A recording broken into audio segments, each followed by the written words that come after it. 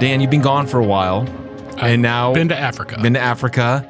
We are down to our final 2 sessions of us recording. So sad. And so we're gonna have some fun. By the way, I'm stating for the record, these are not our final 2 sessions. I'll be These back. are our final 2 sessions in this with me era. as the pastor of this church. Yeah. And as a regular thing. But you got to come back. I'll be back. This magic has to continue. It has to. I know we did get an email from someone who's out of town. It's like, please continue this on. And I appreciate the email. The only thing was it costs money. It costs money to even to produce and edit and all these kinds of things. So it's not like you and I could just spin off and do our own thing. If we were independently wealthy, we could probably pull something like that off, but we're not. So anyways, Dan, we're going to do a fun episode today. We're going to ask each other some fun questions because these are the ones that we get the most feedback I on. am quivering in nervousness. Oh, stop. I'm going to go so easy on you. Yeah, okay. And I'm going to start with a really easy one. Okay? This is just like simple stuff. I know you're not a huge fan of the expansion of the federal government, but let's just say, for argument's sake, you could pick a job to work for the federal government in some capacity.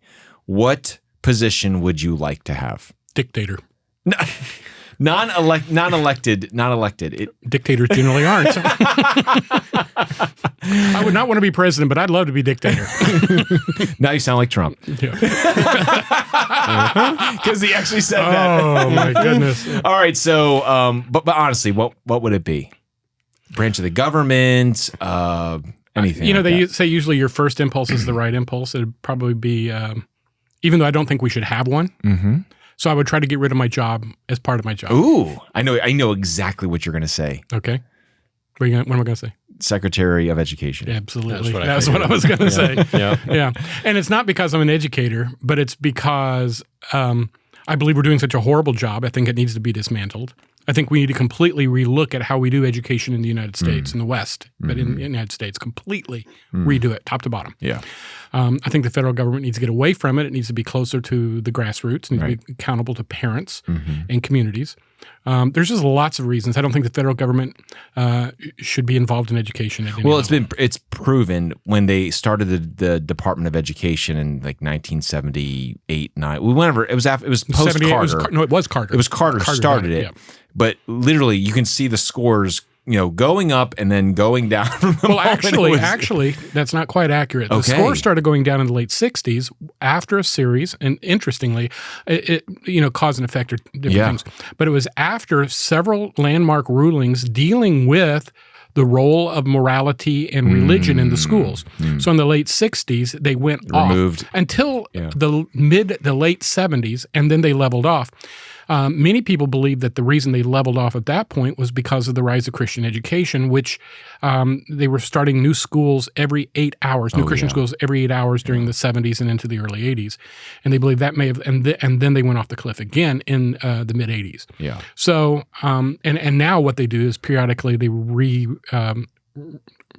tinker with the way they do the test results to make them look better. Yeah. But if you compare it actual test for test, we're way behind what we used to be. Where we used to be. Yeah. So, and I would also want my position to include higher education because I would dismantle that as well. Excellent. So, have you ever watched? I'm sure we're not going to get any emails over that one. Have you ever watched? Dan is literally Ron Swanson. Have you ever watched Parks and Rec? Parks and Rec is Ron Swanson's in charge of this Parks and Recs department, and he's a libertarian who wants to rise above in the ranks of government to dismantle it. That's his whole purpose. Yeah. So Dan is a little Ron Swanson here. A little Ron Swanson, even though I'm probably 20 years older than he was in the series. Okay, Dan, what's my question? Okay. What advice would you give to Ben Rudolph at 20 years of age? Oh, man. You could look back and say, this is the advice I'm giving to 20-year-old Ben Rudolph. What advice would you give him? I would say humble yourself. I was so arrogant and proud and thought I knew so much. Dude, I knew you when you were 20. No, I did. I'm serious. Did. If I thought you were, I just wouldn't say anything. I'd be polite, but I wouldn't say anything. I guess, didn't see that. I guess we all know we know what's in our heart. I guess what I can say is I can look back at my 20-year-old self and I feel like there's a lot of lessons I had to learn the hard way from God humbling me. And I think that I look back at that and say, well, I wish I would have been able to, but then again, it's like, who I am. You know what I mean? Like our experiences, but was that a characteristic of your personality, your character, or just your youth? Maybe a little bit of all three. But honestly, I guess what I would say is, if I was going to give advice, I would say you need to learn how to pray and commune with God at a very deep level. I think I had this relationship with God that was very utilitarian. Like, God, I need you for this. It was very much like, God, I need you for this, or God, I need you for that. But it wasn't like, I didn't really learn to discover the joy of walking with Jesus. And that took some time for me. And I think the sooner I would have learned that, sooner some of the other, it's kind of like a domino effect of doing things in my own flesh. Because you and I, we've talked about this. There are things that you and I have done in ministry that we can say, I'm not sure where God was in that moment. Yeah. There's a lot of things you and I have done in our own strength and our own abilities that we look back and say, that I wish I could have done that over again. The only other regret I think I have is I wish I would have been not as angry with my children when they were younger. I was far too angry. Yeah, that's a father one too that I can absolutely resonate like if with I that. had my children in the last 5 years, if my children were born to me in the last 5 years, I know I would have been an old dad. I would have been a much better father. I was a father at the age of 25, and again, you're by the time you do your best. You do your best, but it's really like I remember when my kids were at a certain age, and it was like I'm just now figuring out how to parent them, and now they're almost all gone from my home. So I think that was probably, but again, is that true for everyone? You know what I'm saying? Yeah, and I think to some extent we all look back on our parenting and say, "Oh man, did I really screw that up?" Yeah. I would not have spanked as much as I did because I grew up in a culture that spanking was common. In fact, spanking was spiritual. Yeah. Spanking. You're right. Yeah, it was a badge of honor how many times we spanked our kids. But I think I just wouldn't do it nearly as I'm not saying I would never do it, but I certainly wouldn't do it the way I did it in the early days. I think I've shared this before in the podcast. I had a therapist friend that said, we have not only a college fund for our kids, but a therapist fund for our kids. And I think that's like every parent should probably have a therapist fund for your children, because you're going to do things that you look back upon and you're going to have to apologize and say, listen, I didn't parent you well in this area. And so, but if I could interject here. Our kids, generally speaking, if you love your kids really aggressively, really hard, which I know you do with your kids, still do, and I did with mine, they'll be very generous with you later on, and that's the cool thing. Yes. I see these, these kids like, I've gone they call it zero contact. I've gone zero contact with my parents because of this, and I'm like, if that happened to me, I would just absolutely be so devastated. And I'm thankful every once in a while I'll say to my kids, you know what, I really wished I hadn't done this. I wish I'd said this. I wish I'd been here more or whatever. And they always say, Dad, you were a great dad. Cut it out. Stop it. That's silly. Yeah. And I think they do that because they knew I was doing my best and I really loved them. Yes. I think our kids are always going to be way more gracious with us than we are with ourselves. But I will say this. I had a friend of mine who was telling me about their experience at a conference, and one of the speakers asked everyone in the audience, there's probably about 100 people in this room, and they asked this question: how many of you have never heard your father tell you verbally that they love them? And about 60% of the people raised their hand. Wow. And that is absolutely devastating. And these are Christians. 60? These are Christians. Wow. And I'm just like, wow. Oh. Like, I can't fathom that. No. So I mean, we can pat ourselves on the back that we're not we're not bad. As those Pharisees. But I feel bad that especially my first two boys, like I practiced on them too hard. Well, yeah, but I had two practice kids and then two others that came along later, and I made a whole new set of mistakes on this after the practice kids. So I don't know if it gets better. Yeah. But. Okay.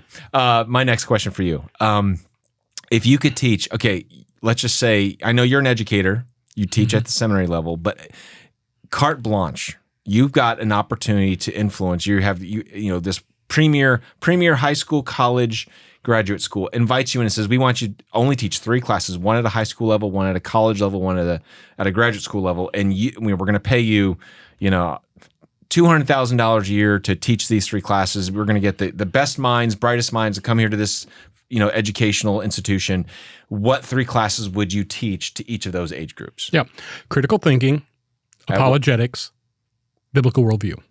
And so critical thinking to high schoolers. Yes. Apologetics to college, worldview to philosophy and worldview. Philosophy and worldview to graduate school. Yep, that's what I did. That'd be it. And I actually have. I have. Yeah. So I mean, I've been given the opportunity to write my own course or do my own course. Yeah, the reason I asked is because you're someone who obviously understands education. You understand human development, and I think you can change, but with those 3 topics, you can change the perspective on anybody toward a biblical worldview, or they'll reject a biblical worldview. And that happens sometimes too. Because you and I have just finished a book with our staff together called Strange New World by Carl Trueman, and I would encourage anyone who's hearing this, absolutely, go purchase that book, because if you want to understand the current worldview of society today, of most people in society, apart from Christianity, you need to read this book because it helps explain so much of what feels like what's going on with our world today, right? So, that book talks about the importance of worldview and those kinds of things. And if I could throw in a bonus class, or an elective, okay, speed reading. Hey, interesting. Are you a speed reader? I am. I think speed reading is an excellent skill. I took an Evelyn Wood speed reading course when I was a sophomore in college, and it transformed my intellectual trajectory. Wow. Yeah. That's great. I was reading comfortably 1,200 words a minute at one time. I don't read that fast now. Yeah. But the average person can 150 to 300 to be where most people kind of without help. Yeah. I could sit down with you for 20 to 30 minutes and double, maybe triple your reading speed just by using the techniques that I learned from Evelyn Woods. Wow. But if you can get to that point and maintain it, and you just don't pull those numbers out of the air. There are tests you take. You have to have 80% comprehension to be able to count that. So, but I think it changed because then you're able to consume great volumes of information, and then you sort through what is worth keeping in your file cabinet and what you discard. Yeah, and you do it very rapidly. Yeah. I like footnote or Cliff Notes better. People don't even know what Cliff Notes are. You should say, I like ChatGPT. Once you're speed reading the Cliff Notes, you know you have a problem. You need to open up some time in your schedule. I used to do that. They used to have these things called executive summaries that would come out. Yeah. You get a subscription to them, and they take the top 10 books and put them down in 2 pages each. But I remember this is how we would do it in high school. Is like, oh, you've got to read Silas Marner, and you're like, I don't want to read that book. So. Do you know what they required? Did they require that of you in high school? It's a horrible book. That was cruel and unusual punishment. It is a boring, by miserable. Elliot, who I couldn't even tell whether it was a man or a woman. I don't even know who wrote the book, but they should never have made people read that book. That was torture. It was worse than Moby Dick and all of those other ones that were just Pilgrim's Progress, second most read book in the English language. Yeah, why not that? Huh? Why not that? Oh, it was awful. You got to read their updated version. You got to read an updated version of that. Yeah. Yes. Yeah. Or watch the movie. But it was a It's great easier. book. Oh, stop it. All right, Dan, what's my question? I don't know. Oh, no. Oh, here we go. Okay, last Sunday was your last official sermon as a pastor. Yes. All right. And you did I was in Africa, and I haven't got to watch it yet, but by all reports, it was outstanding and so forth. But you and I know as pastors for years, in our mind, we play this little, letter of resignation game that we have.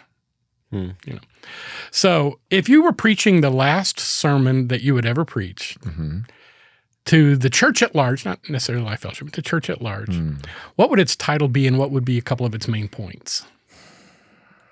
That's a great question. I think I would preach on Jesus's upper room discourse, the passage about abiding in Christ. Because he says something in This there. is not where I thought that answer was going, brother. What'd you think I was going to say? Oh, well, you go ahead and answer your question. Yeah, this is good. Upper room discourse. Yes, this is actually a very spiritual answer from a godly pastor right here. Yeah, I know. What'd you think? I mean, I'm really curious as to what you think I was going to say right now. Because here's what it comes down to, and it goes back to that former question you asked me, there's this idea of we think we can do things apart from Christ. And Christ spends 3 years with these knuckleheads, and he tells them, you've got to learn how to abide in me. Apart from me, you can do nothing.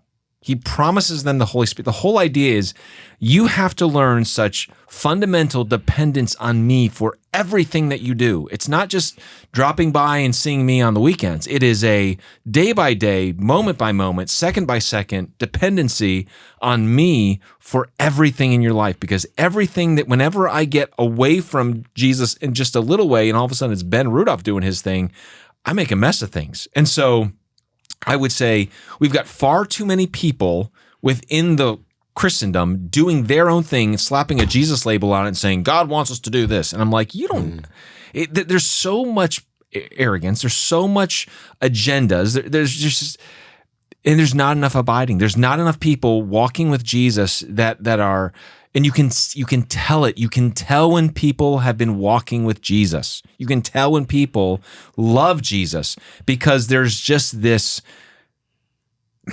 immeasurable quality about them that you're like, yeah, that person knows him. And so therefore everything is affected by that. Yeah, we all have responsibilities and we all have duties to do and all these kinds of things. But all of that should flow from this spirit of abiding, because then the fruit of the Spirit's going to come. Then the obedience is going to come more naturally, and overcoming sin is. I mean, it starts with that abiding in His love. So there you go. I love that answer. This is why Ben is the best pastor I've ever had. No. I'm not. Look, you're not my boss anymore after this week, so I can say what I can be honest. No, I'm serious. That's why you're such a great pastor and great guy. Praise the Lord. Because so what'd you think I was going to say? I thought it would be like a chest clearing venting, which is what I had in mind when I asked the question. Mine would have been the Western Church sucks and they need to grow up. And Look, I think when Ben is your age, that might be the new answer. Maybe cranky and cynical. I hope not. He's not there yet. No, if I was doing what you were doing and I was preaching, a sermon from the heart, like this was like my magnum opus moment. I would do mine on Romans 5, 6, 7, and 8. No reckon and yield, which changed my life to come into that. No truth, to digest truth, and then to yield to truth. When I studied that passage when I was 25 years old or whatever, it changed my life. But that's awesome. But see, you have gifts. That's why that's a great answer, Dan. That's very good. Well, that answer was, but my first answer was no. not You're like, I think we should have asked is, Ben, what do you want to rant about? Well, no one ever has to ask me that question. I ask it for me. You didn't ask me if I wanted to rant, but here I go. All right. Okay, is it my turn? It's your turn. All right, I'm going to try to get some predictions from you. Oh, no. Okay. Iran and Israel. What do you think about that? On the matter of Iran and Israel, and well, it's Hezbollah and Hamas at this stage. Right. But of course, we know that Hezbollah and Hamas are just proxies, yeah. And somebody's going to eventually have to do something with the Houthis, whatever, Yemenis. Yemenis. Yeah. Houthis. Is it Houthis? No, that's Houthis, the blowfish. Houthis. I think. Is it? And that's probably inappropriate too. So. Yeah. Anyway, here's what I think. If Israel is smart, they're going to finish what they began. Yeah. And now is the prime time to go in and take out the nuclear capabilities of Iran. It's either now or for good. Or take them out. I don't think they can do it for good unless they also take out the Grand Poobah, the Ayatollah. If they get both of those done, they'll set them back for, and maybe they'll become a freer nation or a more careful nation. But I think we're really, at this stage, considering how effective Israel has been in fighting Hezbollah in the 2 weeks I've been gone. Right. Because I don't care who you are, what they did was brilliant. Brilliant. Yes. And then the icing on the cake was to take out the number one dude. Yeah. And so they've got him back on their heels. Many American politicians would say, okay, we've smacked their hands. Now let's see. No, we already know what they're going to do. They're going to rebuild stronger and more hateful. So if you're going to kill the snake, make sure he's dead. Yeah, cut the head off. And so we all know all along that this hasn't been just the Lebanese and the Palestinian people. This has been the Iranians. And so they need to go in and finish off the puppet master. They've killed the marionettes. Now they go after the puppet master. Okay. Whether they will or not, I don't know. But I would not bet against Benjamin Netanyahu because that dude is one focused leader. Yeah.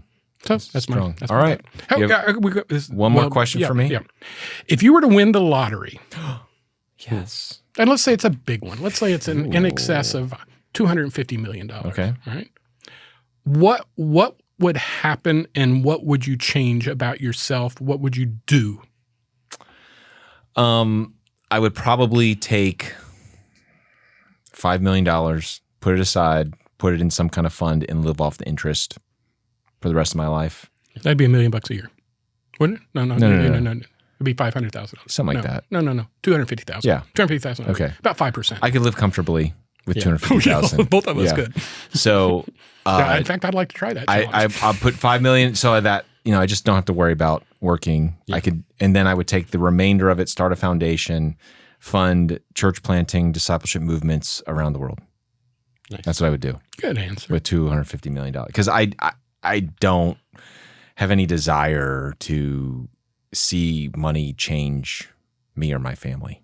Yeah. I just have seen the negative effects of that, and so that's what I would just take enough money that I know that I could, and then my job would be the foundation of supporting and funding missions, and which would be fantastic. Oh, that'd be so much fun. I would love that. I would love that. So yeah, that's what I would do.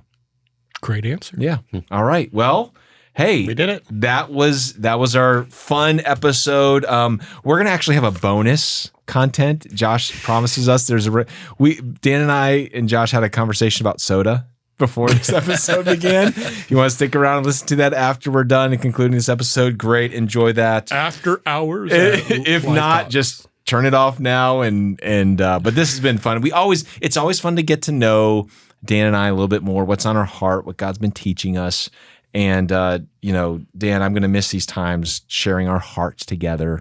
But I just know this, that, what God has been teaching us and the things we've been talking about in this podcast, this has been a great way for us to help encourage others. And I know some of the things that you and I have gone through or are going through have helped others and how they're thinking and how they're feeling. And so I appreciate the opportunity for you as our listeners, inviting us into your lives, inviting us into your homes for us to share these things with you. I hope it's been an encouragement to you, a blessing to you, and it has grown you deeper in your faith with Jesus. This has been another episode of Life Talks. We'll talk to you next time.